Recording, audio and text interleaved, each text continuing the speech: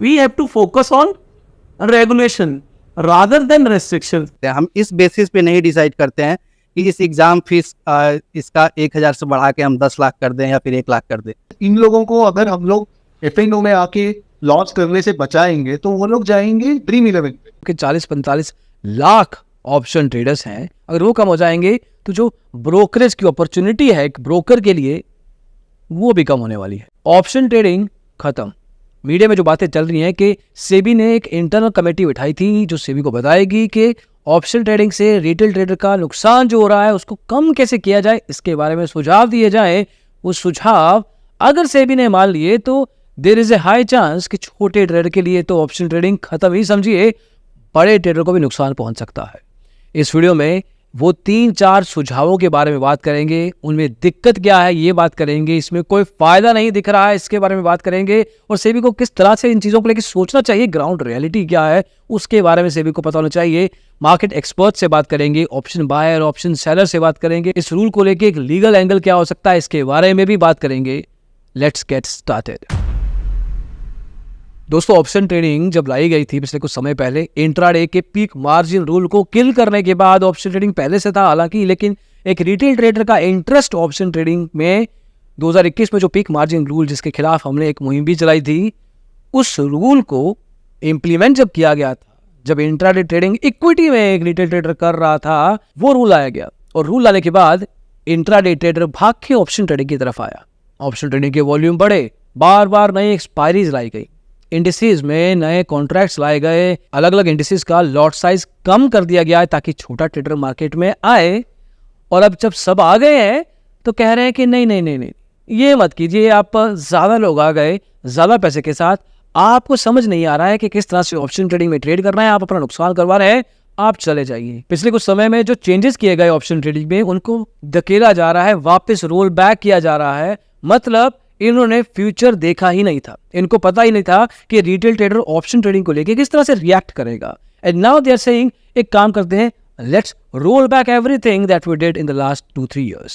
अब Moneycontrol में खबर आई है, उसके अनुसार मेन रिकमेंडेशंस 3 है। पहला, डेरिवेटिव कॉन्ट्रैक्ट में जो आपको मिनिमम कैपिटल साइज चाहिए लॉट लेवल पे, वो 5 लाख से 20 से 30 लाख मतलब 4 से 6 गुना बढ़ाया जा सकता है। मतलब जो नया ट्रेडर मार्केट में आ रहा है, जो एग्जिस्टिंग ट्रेडर भी है, उनको जो कैपिटल की रिक्वायरमेंट है वो बढ़ने वाली है। जो वीकली ऑप्शन एक्सपायरी होती है, जो हफ्ते में एक बार एक्सपायर होता है, जो कि 5 दिन एक्सपायर होती है अलग अलग इंडिसेस, वो हर एक्सचेंज को एक ही मिलेगा। मतलब एक कॉन्ट्रैक्ट पर वीक पर एक्सचेंज, मतलब निफ्टी बैंक निफ्टी में से कोई एक रहने वाला है। BSE की तरफ से भी जितने भी ऑप्शन कॉन्ट्रैक्ट में ट्रेडिंग होती है सिर्फ एक अलाउड होगा। और इन ऑप्शन कॉन्ट्रैक्ट्स में भी जो अलग अलग स्ट्राइक प्राइसेस हैं जो आप चूज कर सकते हो ऑप्शन चेन में जाके या जैसे भी, नंबर ऑफ दो स्ट्राइक प्राइसेस वो भी कम होने वाले हैं। ये सारे के सारे रूल अगर इकट्ठे लगा दिए गए तो बस भगवान के ही भरोसे है सारा कुछ। आज की तारीख में ऑप्शन ट्रेडिंग करीब 40 से 45 लाख लोग करते हैं। अब उसमें से एक डिसेंट परसेंटेज वो लोग हैं जो कि इसको सीरियसली देखते हैं, इसको एक बिजनेस की तरह देखते हैं, और बिजनेस के रूल बार बार चेंज नहीं किए जाते। आज की तारीख में सेबी के द्वारा इन सब का भविष्य, इन सब का future with in option trading ऐसे ही डिसाइड किया जा रहा है। At least from here it seems like that. अब इसके बारे में हमने काफी एक्सपर्ट से बात की। पहले हम आपको जो हमारी बात एक ऑप्शन बायर के साथ हुई वो सुनाते हैं। Vivek, you are an option buyer. Option buy कितने समय से कर रहे हो आप फॉर द ऑडियंस? 3 साल से ज़्यादा मेरा एक्सपीरियंस हो गया इस फील्ड में। ओके। और 2 साल से प्रॉफिटेबल ट्रेडिंग कर रहा हूँ। और अब कैपिटल साइज कितना है? मेरा जो कैपिटल साइज रहता है सर 5 to 6 लाख के अराउंड रहता है। अच्छा, तो ये जो आप सुन रहे हो आज सुबह से मार्केट में जो ये चल रहा है कि ऑप्शन ट्रेडिंग को लेकर रेगुलेशंस कुछ और टाइट हो सकती हैं, कोई सर्कुलर नहीं आया है, तो yes, are you aware of the whole thing? Yes I am aware. पहला रिएक्शन क्या था? मुझे पहला रिएक्शन जो था वो ये था कि अभी भी रूट कॉज पे वर्क नहीं हो रहा है, और जो अभी भी जो रूट कॉज है कि हमें एलिजिबिलिटी क्राइटेरिया पे वर्क करना चाहिए कि ऑप्शन ट्रेडिंग में जो एलिजिबिलिटी क्राइटेरिया है वो डिसाइड हो पहले, और फिर हम देखें कि बाकी चीज़ें क्या हैं। तो अभी भी एलिजिबिलिटी क्राइटेरिया पे कोई यहाँ पे बोला भी नहीं गया है कुछ, या फिर ऐसा कुछ अभी प्रपोजल भी नहीं आया है, जिससे थोड़ा डिसअपॉइंटमेंट है। और अभी भी पैसे और कैपिटल के बेस पे डिसाइड किया जा रहा है कि कैपिटल जिसका बड़ा है वो यहाँ पार्टिसिपेट करेगा, जिसका कैपिटल छोटा है उसको नहीं participate. I said the same thing Vivek. We match 1 on 1 on this। Okay, थोड़ा और एक्सप्लेन करो इस चीज़ को. If what is the eligibility criteria for? जैसे सपोज, जैसे सर हम लोग एक एग्जांपल देखें कि हम कोई भी एग्ज़ाम देते हैं या फिर कोई भी तैयारी करते हैं किसी एग्ज़ाम की, तो हम उसमें इंटरेस्टेड पीपल को पार्टिसिपेट कराने के लिए कुछ एलिजिबिलिटी क्राइटेरिया रखते हैं, जैसे यूपीएससी हो गया या फिर कोई भी एग्ज़ाम हो गया. जैसे आप ग्रेजुएशन करके आए या फिर इस पर्टिकुलर फील्ड से आए तभी आप पार्टिसिपेट कर सकते हैं. हम इस बेसिस पे नहीं डिसाइड करते हैं कि इस एग्ज़ाम फीस इसका 1,000 से बढ़ा के हम 10 लाख कर दें या फिर 1 लाख कर दें. वो यहाँ पे जो एनएससी करना या फिर सेबी करना चाहता है वो मुझे गलत लगता है. और मुझे लगता है कि कैपिटल साइज पे आप नहीं डिसाइड कर सकते हैं कि कौन इंटरेस्टेड पीपल है और कौन इंटरेस्टेड नहीं है, या फिर नॉलेज भी नहीं डिसाइड कर सकते हैं कि जिसका कैपिटल ज़्यादा है उसके पास ज़्यादा नॉलेज है. हमें ये हमेशा से लगता है कि एक बड़ा कैपिटल वाला भी गैम्बलिंग अप्रोच लेके यहाँ पे आ सकता है और एक छोटा कैपिटल वाला भी बिजनेस अप्रोच से इसमें बढ़ सकता है आगे. तो इस पॉइंट ऑफ व्यू से अभी भी नहीं सोच रहा है सेबी, और ये भी अभी भी डिसाइड कुछ नहीं हुआ है कि एलिजिबिलिटी क्राइटेरिया पे क्या वर्क किया है इन्होंने. What is the actual eligibility criteria तुम्हारी नज़र में होना चाहिए फॉर एन ऑप्शन ट्रेडर, जो कि म्यूचुअली सबके लिए, पूरे इकोसिस्टम के लिए ठीक हो? जैसे कि मैंने पहले बोला कि जो इंटरेस्टेड लोग हैं वो यहाँ पे आए, वो सबसे इम्पोर्टेंट. Define them. जैसे कि आप समझ लीजिए कि कुछ हम एग्जाम या फिर कुछ बेसिक नॉलेज जो होने के बाद ही हम एफएनओ सेगमेंट को एक्टिवेट कर सकते हैं थ्रू ब्रोकर, वो होना चाहिए, ना कि कोई कैपिटल बेस पे होना चाहिए. कि सपोज मेरा कैपिटल, मेरे पास इतना पैसा है कि मैं कैपिटल अपना ला सकता हूँ, लेकिन मैं उसको छोटे क्वांटिटी से सीखना चाहता हूँ मार्केट में. लेकिन गवर्नमेंट अगर लॉट साइज इंक्रीज कर देता है, देन इस चीज़ से इस पे इम्पैक्ट नहीं पड़ेगा कि मेरा नॉलेज अच्छा हो जाएगा या फिर ख़राब हो जाएगा. ये होगा कि जहाँ पे मैं छोटे क्वांटिटी से सीख के छोटे लॉसेस में मार्केट से सीखना चाहता था, अभी मैं बड़े लॉसेस करके वो सीख ना पाऊंगा. अच्छा, एक एंगल है कि एक्सपायरीज कम हो जाएंगी, which is not a bad idea, but हर एक एक्सचेंज को एक एक्सपायरी मिलेगी. इससे what will impact you as a trader? How it will? ये इम्पैक्टफुल थोड़ा रहेगा, क्योंकि मुझे लगता है कि गवर्नमेंट ने जो ऑब्जर्व किया कि पिछले कुछ टाइम से कि एफएनओ में जो इंक्रीज हुए हैं वॉल्यूम, उसका कुछ रीज़न रहा होगा. लेकिन गवर्नमेंट को अपने जो न्यू डिसीजन है पहले उसको इंस्पेक्ट करना चाहिए था कि जो मैंने न्यू डिसीजन लिए थे क्या उसके चलते वो हुआ है कि नहीं. जैसे सपोज कि बैंक निफ्टी और निफ्टी के पहले भी एक्सपायरी हुआ करते थे और उसमें एक इस्टेब्लिश्ड वॉल्यूम ऑलरेडी था. फिर एनएससी ने कुछ नए सेगमेंट लाए और उस पर एक्सपायरी लॉन्च किए जो कि डेली बेसिस पे अभी हो गए हैं. उसमें कुछ वॉल्यूम इंक्रीज हुआ है, तो हमें उसको बंद करना चाहिए. जो एग्जिस्टिंग ऑलरेडी इस्टेब्लिश्ड जिसमें वॉल्यूम थे, हमें उसमें छेड़छाड़ नहीं करना चाहिए. अगर सपोज एक एक्सपायरी कर देते हैं तो फिर उसमें वॉल्यूम में चेंजेस आएंगे, प्रीमियम मोमेंट में चेंजेस आएंगे, फिर एक ट्रेडर के लिए वो डिफिकल्ट हो जाएगा आइडेंटिफाई करना, और वो हेक्टिक प्रोसेस हो जाएगा. फिर से हमें सारा अपना एनालिसिस थ्रू आउट फिर से करना पड़ेगा. तो वो एक ट्रेडर के लिए काफ़ी मुश्किल होने वाला है, क्योंकि फिर वॉल्यूम में चेंजेस आएंगे और प्रीमियम मोमेंट में भी वैसे ही चेंजेस आएंगे. तो इस तरह से एक ऑप्शन बायर सोचता है, और आई कैन अज्यूम कि जो generally option buyer the way they think is more or less the way जिस तरह से विवेक ने बताया. And it makes total sense कि ये एलिजिबिलिटी क्राइटेरिया क्या है, किस बेसिस पे आप चूज कर रहे हो कि कौन ऑप्शन बाइंग में ट्रेडिंग करेगा या ऑप्शन सेलिंग करेगा, किस बेस पे ये फैसले लिए जा रहे हैं. ऐसा लग रहा है कि जो फैसले लेने वाले हैं उनको ग्राउंड रियलिटी का एक्चुअल कोई आइडिया है ही नहीं. They are just sitting in their offices और वहां पे बैठ के आराम से अपने फैसले ले रहे हैं उस इंसान के लिए जिसको वो समझते ही नहीं है. खैर, ये तो एक ऑप्शन बायर का नजरिया. ये सेम सवाल हमने एक ऑप्शन सेलर से भी पूछे, प्रफुल्ल कुलकर्णी. आप देखिए कि उनका क्या कहना था. ये तीन चीजें स्पेकुलेटेड हैं कि ये प्रैक्टिकली अप्लाई हो जाएंगी. What's your take on this when you hear it for the first time? तो फर्स्ट थिंग, ये आए या ना आए वो सेकेंडरी है. But first thing is I'm quite surprised how can somebody put up these kinds of suggestions, क्योंकि capital markets को रेगुलेट करने जा रहे हो इन अ सोशलिस्टिक वे, है ना. आप ऐसे सोच रहे हो कि हाँ, जहाँ पे जो भी यहाँ पे लोग आने वाले हैं हम मिलके उनको बचाएंगे. मतलब ऐसे थोड़ी ना हो सकता है कि सब लोग जो भी मार्केट में आएंगे सब लोग पैसे कमाएंगे. What these guys are trying to do in the facade, in the pretext of saving the retailers is actually kind of harming them. For example, अगर आप सोचेंगे तो अभी एक लॉट 25 का होता है निफ्टी का, एंड अभी जो भी ऑप्शन बायर भी है, ऑप्शन बायर का कैपिटल तो बढ़ता नहीं, करेक्ट. वो 50,000 रुपए लेके आएगा.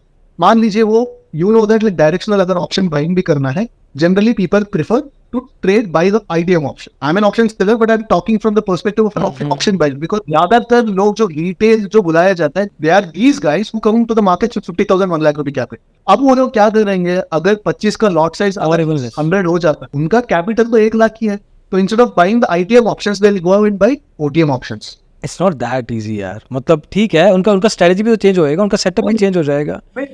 Things will change from their angle. What the guys are trying to do in the pretext of retail, saving the retail traders, it's not exactly going to save the retail traders. And इन लोगों को अगर हम लोग F&O में आके loss करने से बचाएंगे तो वो लोग जाएंगे ड्रीम 11 पे, रमी सर्कल पे. मैंने ये बात बहुत सारे अलग पॉडकास्ट में भी आपके साथ भी मैंने ये बात कह दिया हूँ.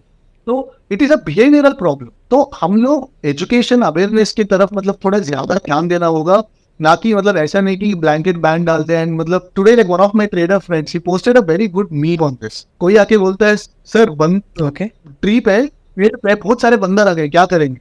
तो बोलता है कि ट्री कर दो.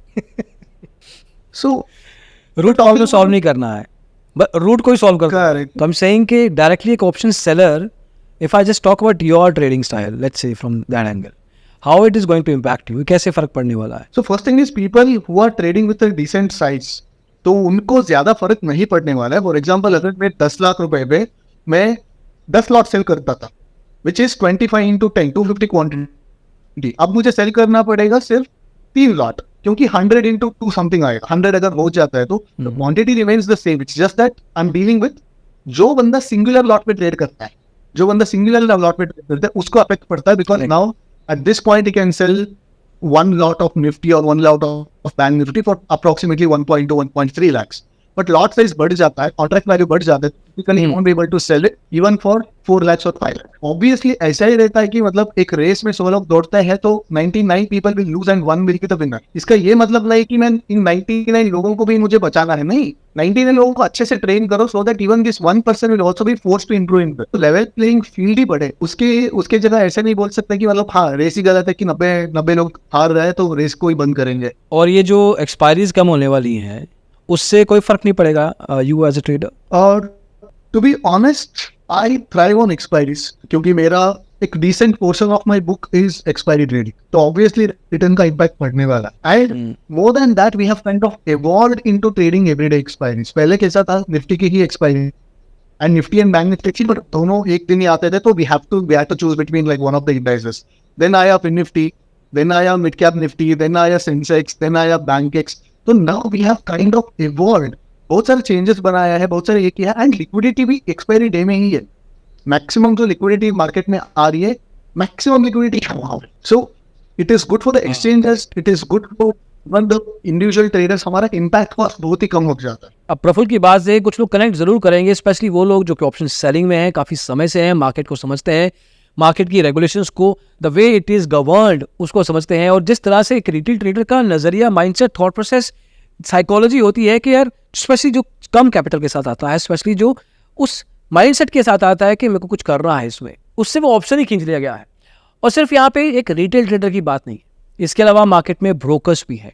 ब्रोकर्स जो अपना एक बिजनेस चलाते हैं जैसे एक ट्रेडर चलाता है. ट्रेडर का भी बिजनेस है, ब्रोकर का भी बिजनेस है.